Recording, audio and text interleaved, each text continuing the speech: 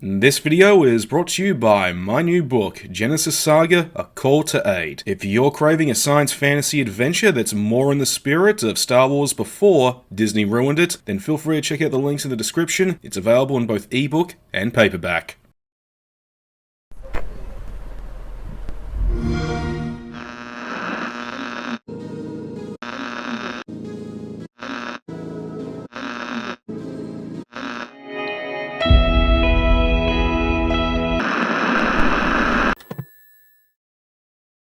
I love Dread XP and what they've been doing with their Dread X collections. They've not only helped independent developers test out their concepts for games and see how well they'd work out, but also let them see if they've got legs as commercial products. And on top of all that, they're in one of my favourite genres, the horror genre to boot, and that's something that makes me happy. Now in particular, I loved the previous collection titled The Hunt. So when Dread X 5 was announced, I was very keen for it. The Hunt's theme was first-person shooters, while 5 was going for a thematic theme, entertainment horror rather than one that was tied directly to gaming. An interesting choice, and the announced titles for the collection certainly looked unique and worthy of a glance, and after trying it out, I have to say that they did not disappoint half of the time. Stop.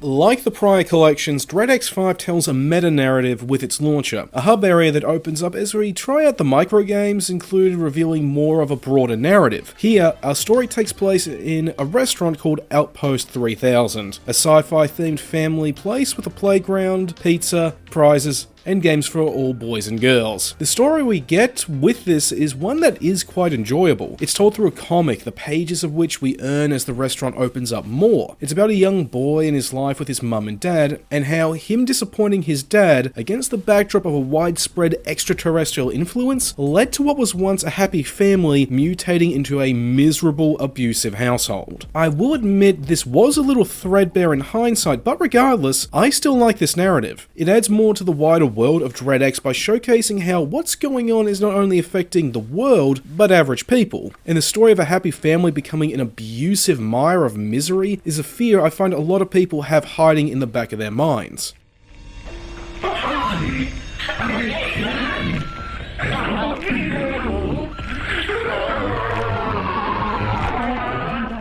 However, it is a shame that when compared to the Hunt's Arctic base, Outpost 3000 comes up short. The Arctic base did an amazing job at environmental storytelling, subtly hinting from the get-go puzzles the player has to solve as they progress and reveal more of what exactly happened before they arrived, whereas Outpost 3000 doesn't have that.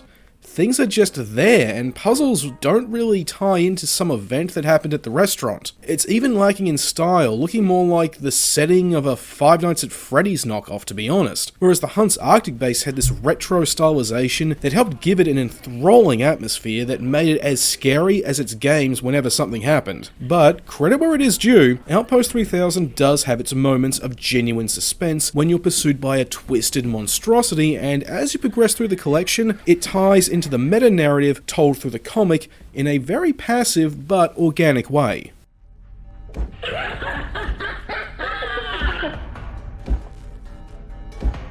Now, as for the games in this collection, I have to be honest. Compared to the contents of The Hunt, these are more hit or miss, but overall do tie into the theme of entertainment in different and creative ways. My personal favourites being We Never Left, Vestige, and Cowral. In We Never Left, it's a hybrid of walking sim and text adventure. We explore a house to find out where your friend, a game developer, has gone, while also playing his adventure game prototype, as the events in the game influence the environment around you. This one was an absolute joy to play, and the real standout of the collection for me, with how it had me on the edge of my seat, both in game and in real life, as I experimented with different command prompts and failing to get the protagonist out of a horrifying fate. I've noticed that Dread XP is going to be publishing some fully fleshed out standalone versions of some of their other titles other than just Sucker for Love. Now I'm hoping We Never Left gets the same treatment because this was too good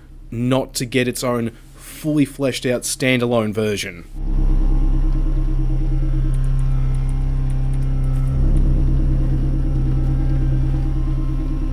Vestige, however, took more influence from Myst, where we once again explore a house, this time by pointing and clicking until we find our old PlayStation 1, and relive a childhood classic, only for a ghost to watch over our game and forcing us to look away while we play to avoid it hurting us. While this one didn't get under my skin as much, it was still fun to play, thanks to the retro game our character plays being honestly a genuinely fun micro game in its own right. But because looking away from the ghost became more predictable as it went on, it did get less scary. But that isn't to say it wasn't effective at first, far from it. It just became easy to predict as the experience went on and reached an admittedly very satisfying conclusion.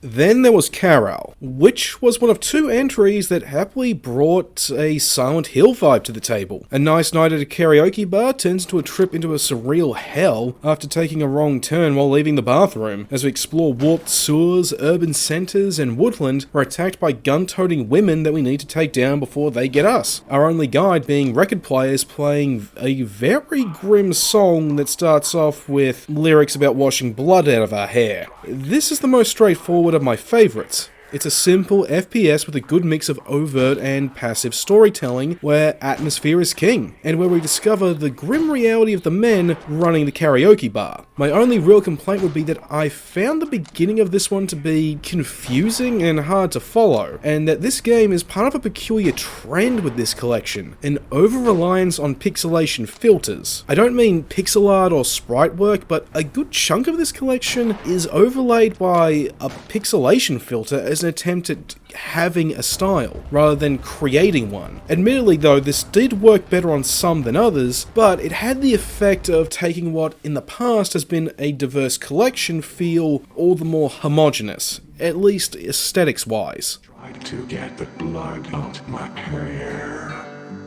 cranking up the sound on my hi-fi, drowning out the screams downstairs. What's more is that while this collection is brimming with creativity, not all of it managed to grab me. Now granted though, I was sick when I got my hands on the collection, and that did impact my desire to play at times. So some unfortunately just didn't click with me. One of these was Spirit Guardian, which honestly I found to be too much like other indie stealth horror games for it to really grab me. Then there was Book of Blood, which I found to be tedious and annoying as it kind of just dragged on for me. So I couldn't be bothered to keep trying it, which is a shame, because I honestly enjoyed the demo for the dev's upcoming Mortuary Assistant. And then there was Interim. By the time I got up to that, I was starting to get tired with the collection, but that may have had more to do with me being sick than anything else, and I genuinely found its art direction to be the most interesting out of the collection. What's more is that for what it's worth, I don't actually hate these three titles. They just weren't able to grab me. In fact, I might actually revisit them at some point now that my throat doesn't look like the interior of an uncleaned meat grinder, and my mind isn't weighed down by a lack of energy. But for now, I have other titles I need to move on to.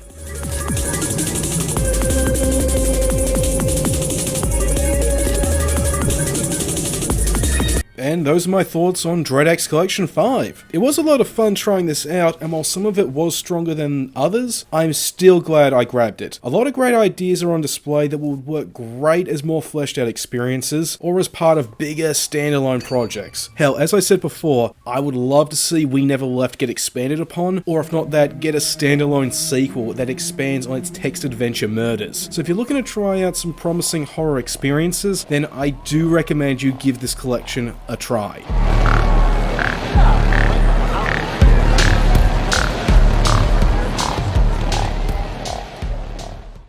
Alright, sweet. I hope you guys enjoyed this video. If you really liked it, then by all means hit the like and subscribe button, and maybe the bell too. That would really help me on the algorithm. Sorry about this review being late. I've just been caught up with a bunch of other stuff, and honestly, I needed to take a bit of a break from videos for a while, but hey, I'm back. In fact, coming up next will be a first impressions video on the early access shooter, Warstride Challenges. Then after that, I'm going to do a full review on the early access release for Dread Delusion. I've been really interested in that, and it just seems like the most logical follow-up after already checking out one of Dread X's collections. I've got all that and more coming up, so please stick around.